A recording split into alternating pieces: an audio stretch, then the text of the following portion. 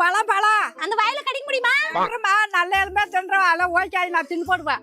இந்தா அக்கா மாமா தர்பூசணி 1 கிலோ எவ்வளோ? 1 கிலோ 25 ரூபாமா. சரி நல்ல பழமா பார்த்து ஒரு 3 கிலோல தாங்க. அத தரமா. ஏய் என்னடி என்னைய கூட்டிட்டு வந்துட்டு அவங்க கிட்ட இப்படிலாம் பேசிட்டு இருக்க? ஏன்டி? பழத்தை பத்தி அவங்கள விட எனக்கு நல்லா பார்த்து வாங்க தெரியும்டி. ஏன்னா நான் சென்னையில 2 வருஷமா ஃப்ரூட் ஷாப்ல ஒர்க் பண்ணேன். அதனால தான் சொல்றேன் கேளு. அக்கா இந்த பழத்தை கொடுத்துருங்க. அந்த பிள்ளை வேணாமா? ஏன்? அது பேசும். நீங்க இந்த பழத்தையும் கொடுங்க.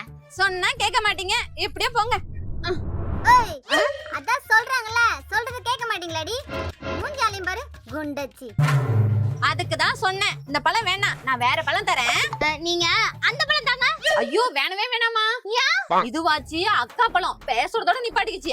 ஆனா இது தங்கச்சி பழம் வாயை திறந்தாலே வண்ட வண்டமா பேசும். பரவாயில்ல அதையும் பாத்துறோம். நீங்க முதல்ல எடுங்க. எதுக்குடி இந்த வம்பு? அப்பா நீங்க சொல்ற பேச்ச கேட்க மாட்டீங்க.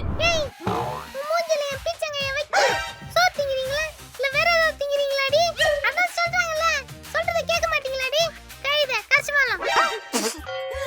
பாத்தீங்களா எப்படி பேசுச்சுன்னு? அதுக்காக தான் சொல்றேன் இந்த பழம் வேண்டாம். நான் உங்களுக்கு வேற பழம் தரேன். அக்கா அது வேண்டாம். அதுக்கு பக்கத்துல ஒரு பெரிய பழம் இருக்குல்ல அத எடுங்க.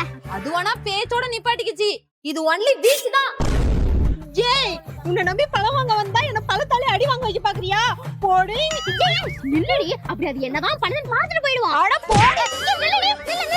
அட கடவுளே கொஞ்சம் கூட